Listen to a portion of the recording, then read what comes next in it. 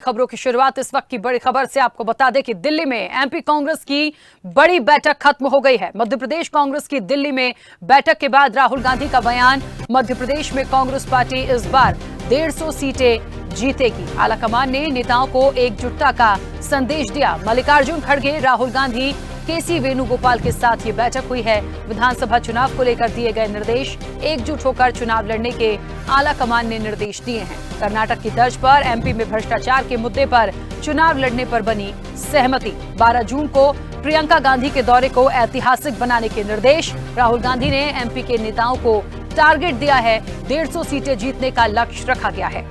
Kamal Nath, Digvijay Singh, doctor Govind Singh, Arun Yadav बैठक में मौजूद रहे। चुनावी अभियान, राष्ट्रीय नेताओं के दौरे और विधायकों की स्थिति पर बैठक में चर्चा की गई।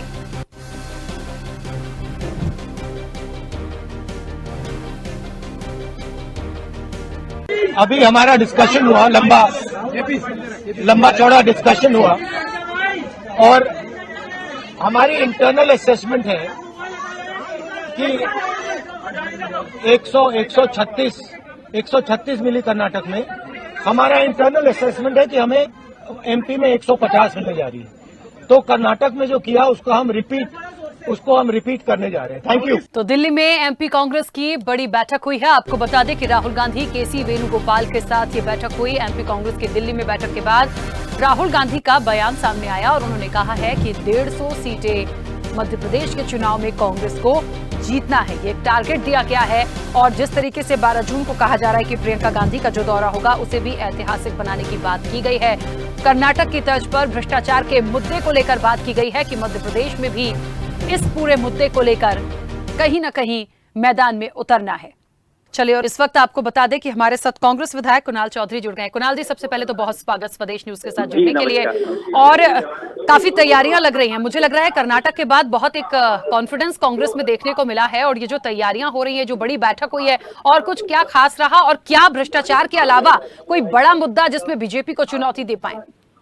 देखिए, पूरे प्रदेश के अंदर जो हालात है और जिस तरह की मध्य प्रदेश की स्थितियां, परिस्थितियां आप देखेंगे, राहुल जी ने 150 तो बोली, 150 से 170 प्लस सीटें मध्य प्रदेश के अंदर कांग्रेस की आएगी। क्योंकि जिस तरह का भय, भूख और भ्रष्टाचार का आलम है, पहले सीएस में घोटाला करा, आज जिस तरीके से जरा सी बारिश और पहली बारिश में वो 300 करोड़ से ज्यादा की मूर्तियां जो खंडित हुई है, ये आप समझ लीजिए कि भ्रष्टाचार से भगवान ने भी अब इनको कह दिया है कि अब तुम्हारा सिधारना ही है। क्योंकि जिस तरीके से लूट सके तो लूट। कर्नाटक में तो 40% की सरकार थी और अभी दीपक जोशी जी ने कुछ दिन पहले ही कहा था कि 80% कमीशन की सरकार। ये दिख रहा है कि 80% कमीशन में लूट कर रखी है। नर्मदा के पानी का जो जल आना था उसके अंदर लूट कर रखी है। मध्य प्रदेश के अंदर नौजवान बेरोजगार घूम रहा है, किसान प्रताड़ित घूम रहा है। किस वर्ग के साथ उन्होंने न्याय किया? आज हालात ये है, पंचायती राज को खत्म कर दिया है कि जो सरपंचों की पावर हुआ करती थी, गांव में बैठ के गांव के लोग काम कराते,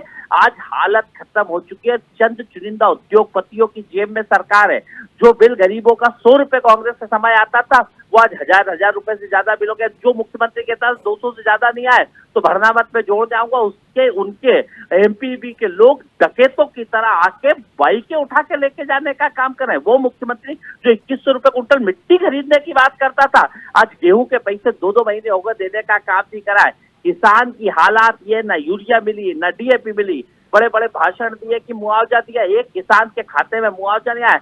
सिर्फ भय, भूख और भ्रष्टाचार जो चल रहा है इसके खिलाफ, और इसके साथ ही बेरोजगारी बड़ा आलम इस मध्य प्रदेश के अंदर है। और जो हमने 15 महीने में किया, किसान का कर्जा माफ किया, गरीब की पेंशन बढ़ाई, लोगों के शादी के पैसे हमने 51,000 रुपए करे थे, बिजली के बिल कम करे थे, जो यूरिया डीएपी वहां पे दी थी, एक मोटर के कनेक्शन पे 6 चलवाए थे, 5 हाथ पावर की मोटर के हाफ बिल करे थे। जो किसान, गरीब, मजदूर खुशहाल था, उस बात को लेके मध्य प्रदेश की जनता के बीच में जाएंगे, जो किया है उसको दिखाएंगे और जो इन्होंने भ्रष्टाचार किया उसको उजागर करेंगे। कुछ कर ले, रोज इनको घृणा और जो नफरत कर रहे हैं इसके खिलाफ जनता उब चुकी है और इन्हें जवाब देगी। चलिए, बहुत शुक्रिया हमारे साथ बातचीत के लिए जुड़ने के लिए। देखिए, एक बात महत्वपूर्ण है, ये जो कॉन्फिडेंस कांग्रेस का दिख रहा है, चाहे कुणाल चौधरी हो या राहुल गांधी हो, बात यही हो रही है कि कई ऐसे मुद्दे हैं जिसको लेकर ये मैदान में उतरेंगे। लेकिन निश्चित तौर पर भाजपा की जिस तरीके से सरकार है उसे चुनौती देना इतना आसान नहीं होगा, क्योंकि भारतीय जनता पार्टी और हाल ही में शिवराज सिंह चौहान बहुत सारी ऐसी योजनाएं लेकर आए हैं जहां पर जनता को रिझाने की, महिलाओं को रिझाने की, युवाओं को रिझाने की बहुत कोशिश की गई है। लेकिन जनता भी समझदार है। अब ये कांग्रेस और बीजेपी के बीच की बात है कि वो किस मुद्दे पर सटीक बात जनता के बीच पहुंचाते हैं। हमारे संवाददाता दुर्गेश गुप्ता भी हमारे साथ जुड़े हैं। दुर्गेश, 150 सीटें जीतने का टारगेट, मैं तो कहूंगी लक्ष्य तो नहीं बोल सकती, क्योंकि कुणाल चौधरी ने कहा कि राहुल गांधी भले 150 कह रहे हैं लेकिन हमारा टारगेट तो 170 का होगा। क्या ये इतना आसान होगा कांग्रेस के लिए? और जिस तरह से बैठकों और मीटिंग के बाद एक रणनीति बना रहे हैं, क्या ये आसान दिखता है? बिल्कुल स्पष्ट तौर से अगर देखा जाए संचिता, तो जिस तरीके से कांग्रेस पार्टी की आज एक अहम बैठक थी दिल्ली में, जिसमें मल्लिकार्जुन खड़गे, केसी वेणुगोपाल और राहुल गांधी तमाम इस बैठक को संबोधित कर रहे थे।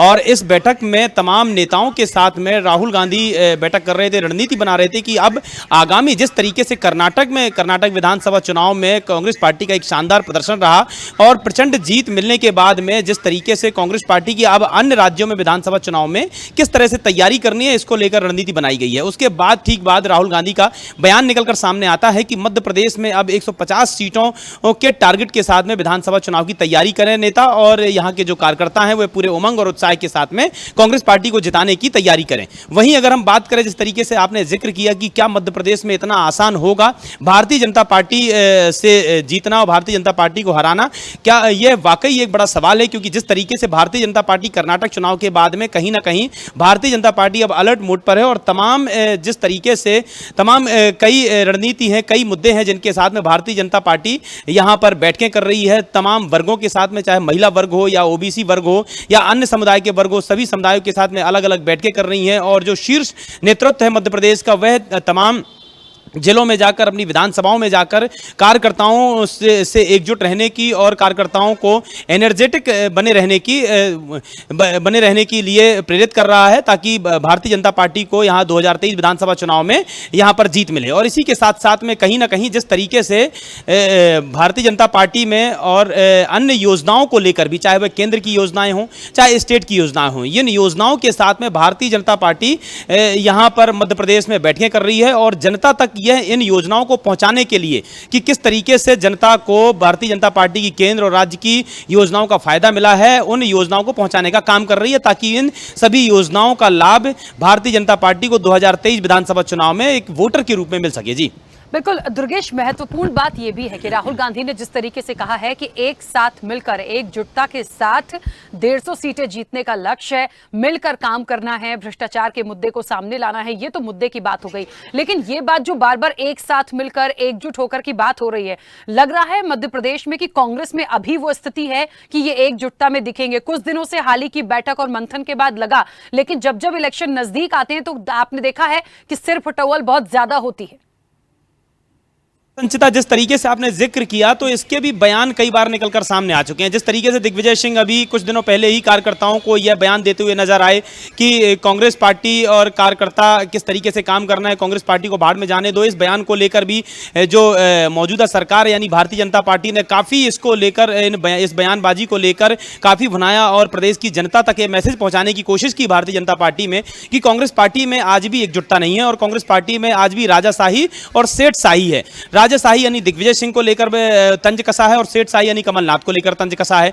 कल ही मंत्री विश्वास सारंग ने यह बयान दिया कि मध्य प्रदेश की कांग्रेस पार्टी की अगर हम बात करें तो एक अनार और 100 बीमार जैसा किस्सा है, यानी कि मुख्यमंत्री का पद एक है, वहीं दिग्विजय सिंह और कमलनाथ दोनों ही लगे हुए हैं कि मुख्यमंत्री का पद उनको उनके खेमे में जाए। तो इसको लेकर भी कहीं ना कहीं सिर फुटब्बल, जिस तरीके सिर फुटब्बल की राजनीति भी मध्य प्रदेश की कांग्रेस में देखने को मिलती है और कहीं ना कहीं यही गुटबाजी जब सामने आती है और इसी गुटबाजी की वजह से कहीं ना कहीं भारतीय जनता पार्टी को जीत भी मिलती है और कांग्रेस पार्टी को इसका नुकसान उठाना पड़ता है। हालांकि तत्कालीन 2018 में जब कांग्रेस सरकार बनी थी तब उस टाइम पर हमने देखा था कि किस तरीके से कांग्रेस पार्टी के तमाम नेता एकजुट होकर एक प्लेटफॉर्म में आकर और चुनाव लड़ा था, जिसकी वजह से जिसका परिणाम यह निकला था कि 2018 में कांग्रेस पार्टी की सरकार बन गई। मगर सबसे बड़ी चूक यहां पर हो गई कि कांग्रेस पार्टी ने तमाम अपने नेताओं को एकजुट नहीं रख पाई, जिसका खामियाजा इस तौर से भुगतना पड़ा कि करीब 22 विधायकों को कांग्रेस पार्टी का दामन छोड़कर भारतीय जनता पार्टी का दामन थामना पड़ा। अब अगर 2023 की अगर हम बात करें तो 2023 विधानसभा चुनाव में हालांकि कांग्रेस पार्टी एकजुट और एक प्लेटफॉर्म में रहने की अपील कर रही है और सभी कार्यकर्ताओं से यह अपील कर रही है कि सभी कार्यकर्ता एकजुट होकर 2023 विधानसभा चुनाव की तैयारी करें। लेकिन सबसे बड़ी बात और सबसे अहम बात यह होगी देखने वाली कि क्या 2023 विधानसभा चुनाव के आते आते जो बड़े नेता हैं कांग्रेस पार्टी के वह एकजुट रह पाते हैं या उनके भी गुटबाजी के बयान निकलकर सामने आते हैं। अगर ऐसा होता है तो कहीं ना कहीं कांग्रेस पार्टी को इससे काफी डैमेज होगा और इसका सीधा फायदा भारतीय जनता पार्टी। दुर्गेश, बीच में रोक रही हूं आपको। इस वक्त भारतीय जनता पार्टी से हमारे साथ विकास बोंद्रिया जी जुड़ गए हैं। विकास जी, सबसे पहले तो बहुत स्वागत स्वदेश न्यूज के साथ जुड़ने के लिए। और महत्वपूर्ण बैठक दिल्ली में कांग्रेस की हुई है। राहुल गांधी ने एक बैठक के बाद बहुत स्पष्ट रूप से कहा है कि 150 सीटों का टारगेट है और विधायक कह रहे हैं कि हम तो 170 तक ले जाएंगे। एक भ्रष्टाचार के मुद्दे को भुनाने की पूरी कोशिश में है। बहुत से ऐसे मुद्दे हैं जिसको सबूतों के साथ, प्रमाण के साथ जनता के बीच जाने की तैयारी कांग्रेस कर रही है। क्या इसको चुनौती मानते हैं? क्या रणनीति बीजेपी की रहेगी? देखिए, कोरा ख्वाब है। कांग्रेस हकीकत में मध्य प्रदेश में संगठनात्मक रूप से भी कमजोर रही है और कांग्रेस का मध्य प्रदेश में जो शासन का एक इतिहास रहा है वो भी अत्यंत कमजोर रहा है।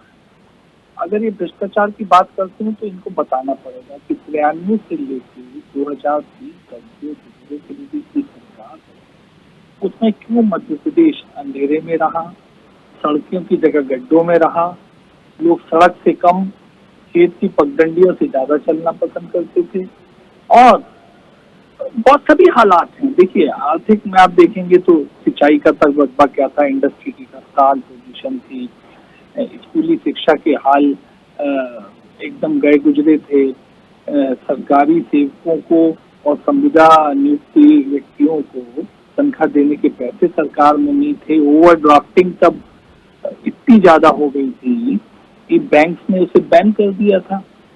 तो मेरा कहना है कि क्या करप्शन उनको वो बताना पड़ेगा। और हाल में भी जब कमलनाथ जी को 15 महीने का मौका मिला मध्य प्रदेश में, आप यूं कहिए कि अल्पमत में होते हुए भी वो सरकार 15 महीने बनाने में सक्सेसफुल हुए, तब भी हालात क्या रहे।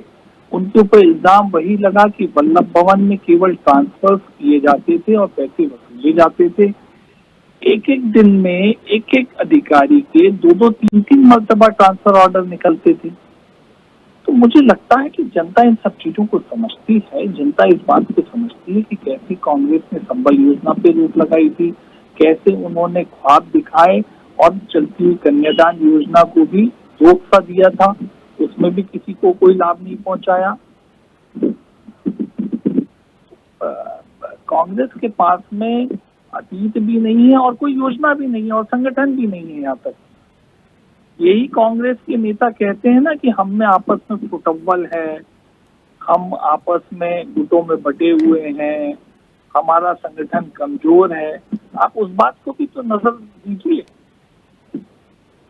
हेलो, बिल्कुल बिल्कुल ठीक है विकास जी, चलिए बहुत शुक्रिया हमारे साथ जुड़ने के लिए। दुर्गेश, एक महत्वपूर्ण बात यहां पर कि बीजेपी और कांग्रेस इस वक्त अपने अपने मुद्दों की बात कर रही है। एक तरफ कांग्रेस को लगता है कि भ्रष्टाचार को लेकर हम बहुत सारे प्रमाणों के साथ जाएंगे, सबूतों के साथ जाएंगे, बीजेपी को मुश्किल होगी। लेकिन बीजेपी को कहीं ना कहीं लग रहा है कि इन्होंने पुरानी योजनाओं को बंद किया था जब ये आए थे, इन्होंने 15 महीने में ऐसा क्या कर दिया, इन्होंने जो वादे किए वो पूरे नहीं कर पाए। अभी भी कांग्रेस का कोई संगठन बहुत मजबूत नहीं है। शुरू से वो मध्य प्रदेश में कमजोर थी और कमजोर ही वो आंक रहे हैं अभी भी। लेकिन कहीं ना कहीं अगर तथ्यों की बात करें, जिस तरीके से हम जनता से भी कभी कभी इन मुद्दों पर चर्चा करते हैं, तो जनता का भी जो रुख निकलकर सामने आता है, जिस तरीके से तत्कालीन कमलनाथ सरकार में बिजली के बिल माफ़ कर दिए गए थे, किसानों का कर्ज काफ़ी हद तक करीब 25 लाख किसानों का कर्ज माफ़ कर दिया गया था, यह कहीं ना कहीं कांग्रेस पार्टी के लिए एक रामबाण साबित हुआ था। और कांग्रेस पार्टी के लिए अब वह जो मुद्दे हैं जो कि जनता से सीधे तौर से जुड़ते हैं, चाहे जिस तरीके से बिजली के बिल की बात करें तो उसको लेकर कहीं ना कहीं कांग्रेस पार्टी के ये फेवर में योजना जाती है। इसी के साथ में अगर भारतीय जनता पार्टी की बात करें तो जिस तरीके से भ्रष्टाचार के मुद्दे को लेकर कांग्रेस पार्टी जमीनी स्तर पर उतरने की बातें कर रही है, तो कहीं ना कहीं भारतीय जनता पार्टी की ऐसी बहुत सारी योजनाएं हैं जो कि भ्रष्टाचार की भेंट चढ़ी हैं और भ्रष्टाचार की कगार पर कांग्रेस पार्टी को एक मुद्दा मिला है। जिस तरीके से हमने कोई तत्कालीन अभी कल की तारीख में ही देखें कि ये काफ़ी भारी आंधी तूफान से महाकाल लोक में किस तरीके से मूर्तियां क्षतिग्रस्त हो गई, जिसके बाद में काफ़ी हद तक भारतीय जनता पार्टी पर काफ़ी आरोप लगे कि भारतीय जनता पार्टी ने महाकाल लोक में भी एक अनियमितता पाई गई है। इसी के साथ में चाहे हम कोरम डैम की बात करें तो पिछली बारिश में जिस तरीके से कोरम डैम का जो मामला निकलकर सामने आया था उसको लेकर भी कांग्रेस पार्टी ने काफी मुद्दा बनाया था। तो इस तरह से काफी निर्माण कार्य हो या किसी भी प्रकार के विकास के कार्यों की बात करें या किसी योजनाओं की बात करें, तमाम तरह से कहीं ना कहीं भ्रष्टाचार के मुद्दे निकलकर सामने आते हैं, जिसको लेकर कांग्रेस पार्टी जमीनी स्तर पर जाकर भुनाने की बात कर रही है। बिल्कुल। चलिए दुर्गेश, बहुत शुक्रिया पूरी बातचीत के लिए। तो आपको बता दें कि महत्वपूर्ण कांग्रेस की बैठक दिल्ली में हुई, तमाम दिग्गज इस बैठक में थे और इस बैठक के बाद राहुल गांधी ने साफ शब्दों में कहा कि 150 सीटों का टारगेट है और इसे पूरा करना है। इस बीच आपको बता दें कि प्रियंका गांधी का भी दौरा होना है और उसको भी ऐतिहासिक बनाने की बात की गई है।